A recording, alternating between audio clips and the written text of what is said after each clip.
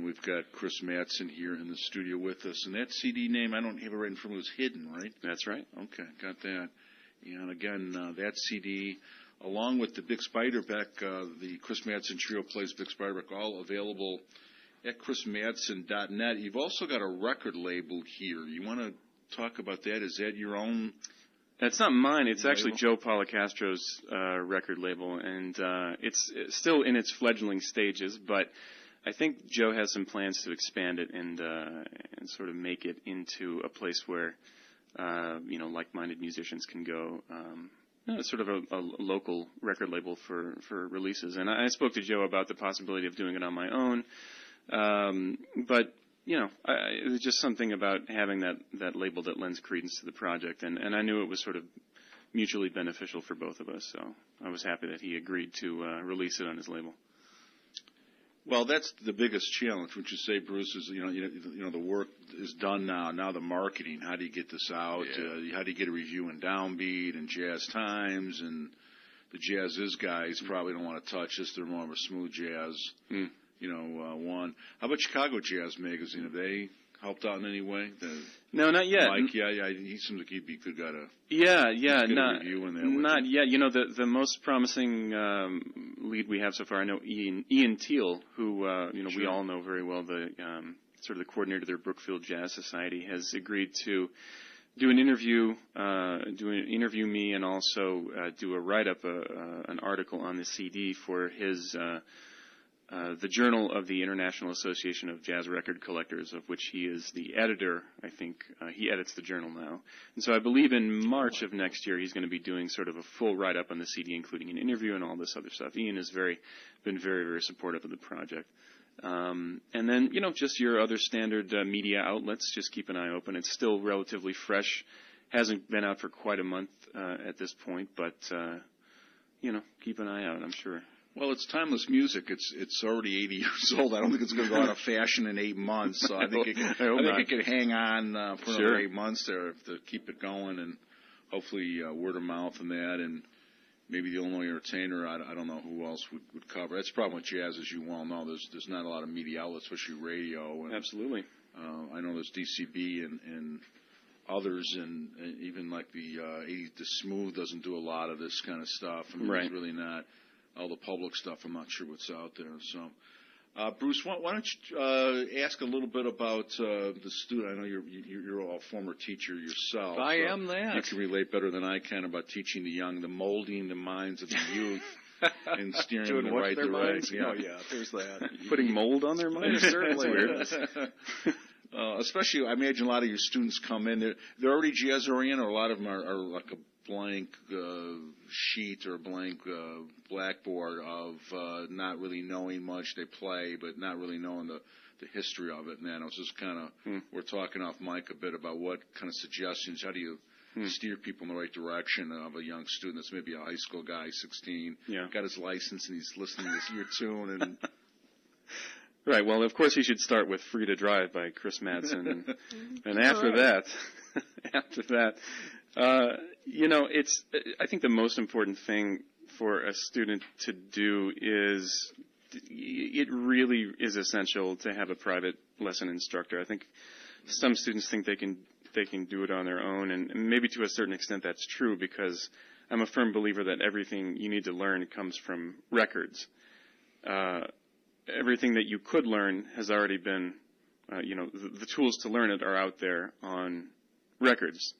But I think you need sort of a guru. You need someone to filter out how to interpret what's on the records and exactly what to listen to. I think I say this all the time to my students, but from 1917 to 2011, there is so much recorded jazz out there that if I were to begin, and I do remember when I first started to think about, I should get into jazz, I should start listening to it. It's overwhelming, the amount of information that's out there. You don't know where to begin. You don't know what's good. You don't really know what to listen for, what's good, what's bad.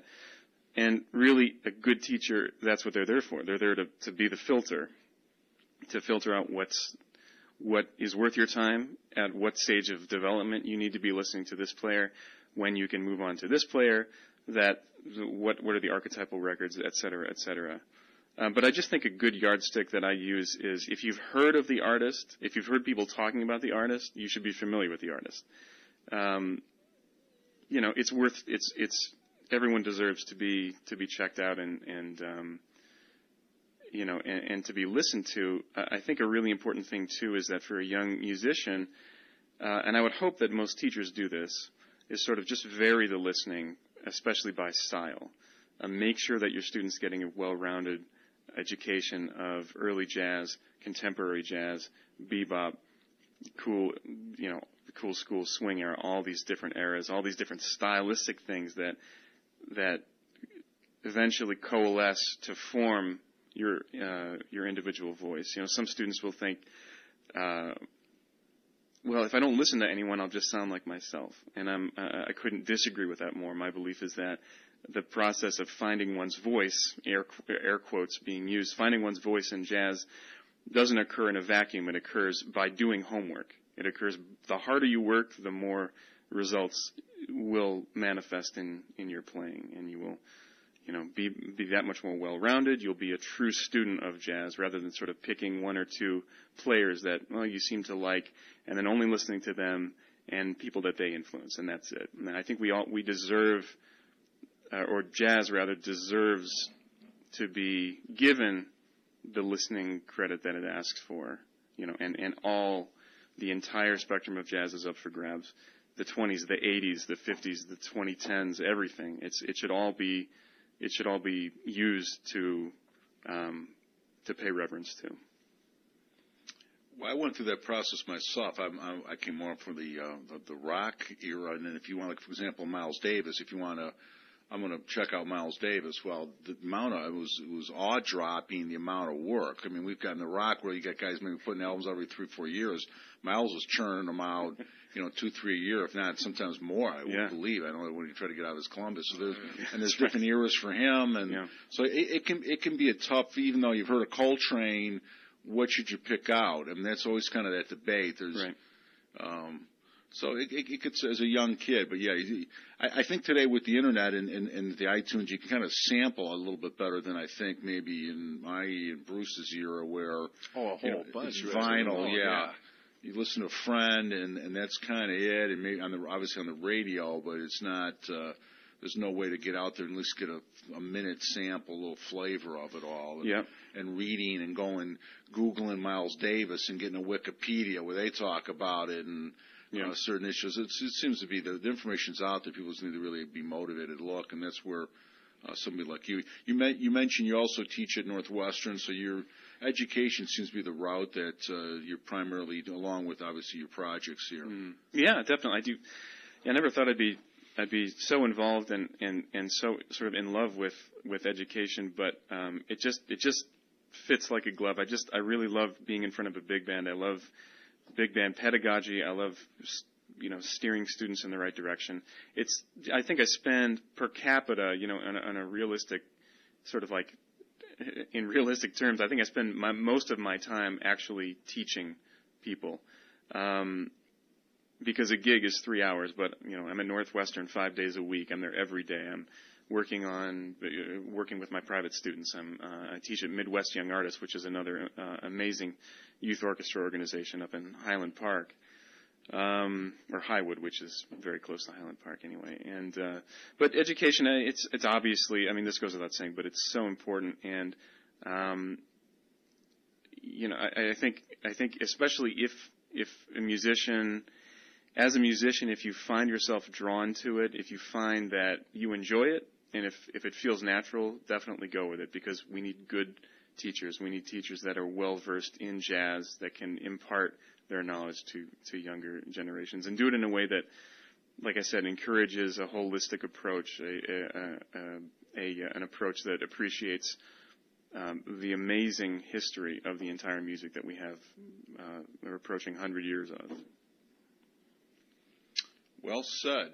Great project here. We're got time for probably another track, Chris, if you want to think through one. Sure.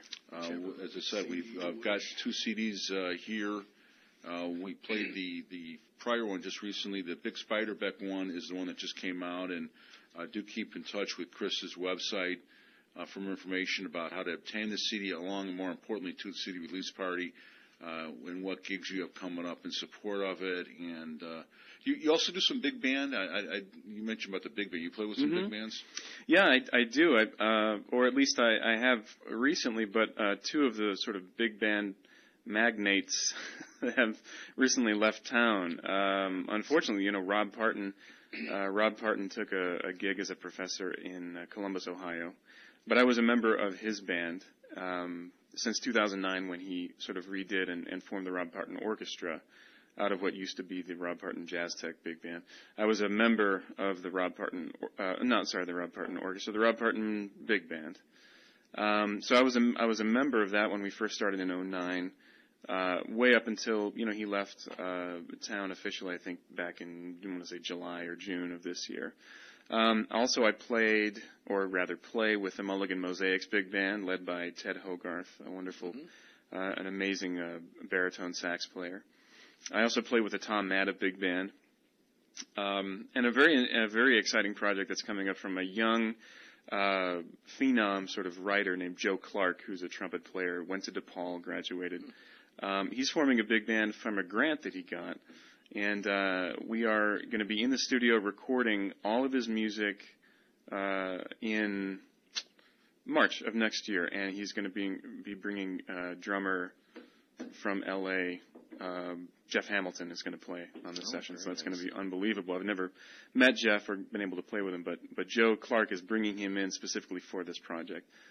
So that's a very exciting. So I think Chicago's a great town for a big band. It always has been, and I hope it will continue to be. And I have a big passion for that, and just large ensemble writing and the intricacies of it, and the lineage and the history of it. And it's good to see guys like Joe Clark sort of continuing that down the line. So I like I said at the very beginning, I like to have a foot in as many different kind of camps as possible, and that's logistically sound, I think, but it's also an artistic decision. I think between you and Bruce, you guys probably have a dozen big bands that you chair. Yeah, it's funny. If we added it up, we'd cover a lot of ground. Yeah, I thought Rob was going to come back for his gigs and stuff. Was that yeah, just maybe more wishful thinking at the time, and now? Yeah, I haven't really been in touch with him since he left, but I think that was the plan. I think the plan was for him to come back periodically, continue the band, but I don't know whether or not that's going to come to fruition or not, but let's hope so, because Rob was a wonderful staple of Chicago jazz for a very long time, and his presence or his vacancy is felt. Let's put it that way. Well, Chris, we appreciate you coming here on WRG Triton College Radio. Thanks for having me. We just did our legal ID, slipped it in there. Oh, and cool. For both of us, thanks for coming. You're a great guest. You're welcome back pleasure, anytime. Thank you very much. Again, Chris Madsen Trio plays Big Spiderback. Name of the CD. It's available at chrismadsen.net. And information about lessons, or it's got contact information. If you got a question, maybe if you are wondering about a good Miles Davis CD to get, if you're a young student here in the region here, I'm sure Chris would be more than willing to get back to you. Chris Madsen, Chris at chrismadsen.net would be the email. I'm sure you'd be willing to answer any questions you have about the saxophone or future projects or any career advice for you up-and-coming players here. What track do you want to pick out? What will be our closer? Sure, yeah. I'd like to close with Dardanella off of the new Bix record. This is the one track that was arranged by Joe Policastro. Everything else was arranged by myself. But Joe did a wonderful job arranging this track. This was originally recorded by the Whiteman Band and featured all the great guys, Bix and Tram and all those guys. So this is Dardanella.